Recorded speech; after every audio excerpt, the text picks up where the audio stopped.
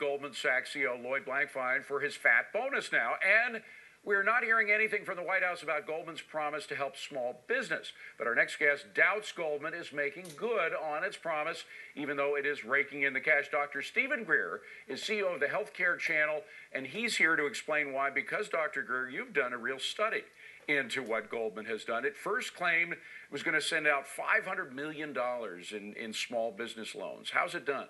Well, last November, when the heat was on the CEO, it came out with that big mea culpa, and at the same time threw out a bonus, a gift, saying we're going to give $500 million to help small business in both education and loans. And sounded great. Sounded great. And there was no instruction on who to contact or anything back then. Out of curiosity, I contacted Goldman. They said, try back in January. I did. It still wasn't easy to get. 10,000 small businesses. That's what they were hoping to start. That's what they were hoping to seed with capital. To make a long story short, there was a lot of runaround, but by escalating it up to Goldman Sachs, I finally found out that they had made a third-party CDFI, or it's essentially an organization. Since these banks became TARPed, they had certain regulations of banks, which meant they had to give a certain amount of loans to low income and what have you. And a CDFI is Community Development Financial Institution, right. CDFI. It's a whole new concept since TARP, and so Goldman basically outsourced the job of handling this. To whom? To Seedco.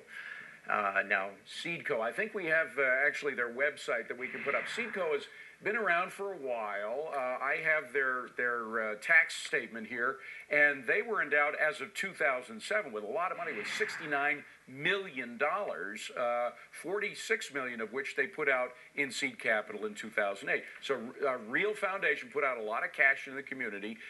These are the people to whom Goldman was entrusting their goals. Right, and they wouldn't return our calls, but finally we got someone who represented themselves as the lender, someone who would actually give these small business loans. And to make a long story short, Seedco is the only place administering the Goldman Sachs $300 million portion of this. They, through facts they've given us, have taken in only $20 million, and they've given out $0.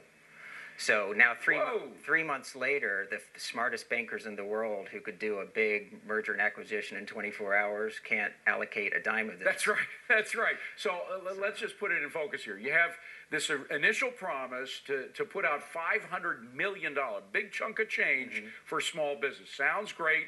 But then it comes down to $300 million somehow, and then it comes down to $20 million going to this other organization called Seedco, and none of that money has gone out. Right. What does Goldman say about all this?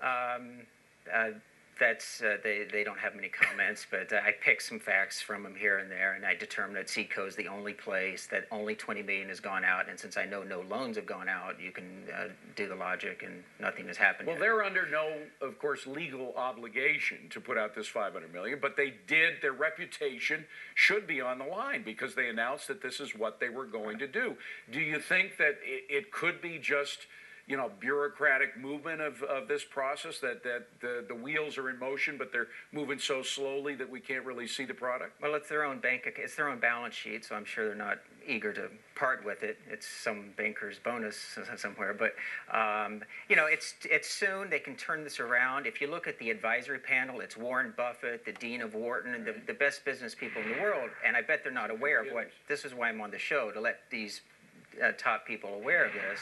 And hopefully the program can get turned around, and we'll revisit in a month and find out that some loans were actually made, but right now, nothing. Well, Lloyd Blankfein came out with this as though it was going to be sort of a centerpiece of their outreach to the business community in America, saying, look, we got all the TARP money as a result. We used that as investments and made billions more. As a result, we were able to put out billions in bonuses and things, but we are going to give back $500 million to the community. Don't you think it's his responsibility, Lloyd Blankfein's, to follow this through?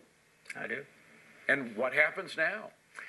I guess you guys can stay on them and see what happens. We are. By the way, we should mention, besides the fact that you are a medical doctor, you also have a lot of experience in the banking community. Right. Have you talked to any of your fellow members of that community to see what they think about all this? No, I just reached out to the community, a former mayor of New York City, the Manhattan Borough president, various people who should know about this. Mayor Ed Koch you talked to? Well, yeah, and no one had heard of the name, and it's just because it's new. I think it's all, this whole concept concept came around since TARP in '08, and it's Well, the final question, and it may be unfair because we don't know what will eventually happen, but was this nothing but a PR scam on the part of Goldman? as of now, I would say that's fair to say, but they can change it. There's time to turn it around. Dr. Stephen Greer, the Healthcare Channel CEO. Great to see you, Doctor. Thanks for coming. Terrific report. Coming up on deck, Ben Bernanke outlining an